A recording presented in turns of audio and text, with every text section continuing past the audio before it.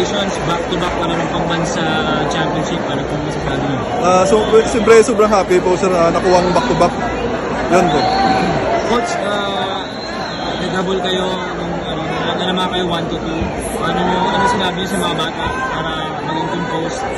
Oo nga eh. Nag-struggle kami ng second set, nag-off yung receive, no? So, na-challenge ako dun kung paano yun lusutan.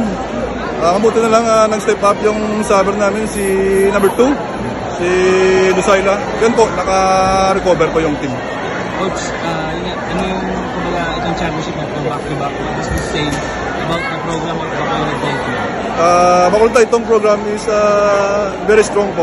Kasi meron kaming 10 under, 12 under, aspirants, and the last is juniors. Yun po. Coach, ano kayo kasi obviously lagi naman favorite ang NCR mo.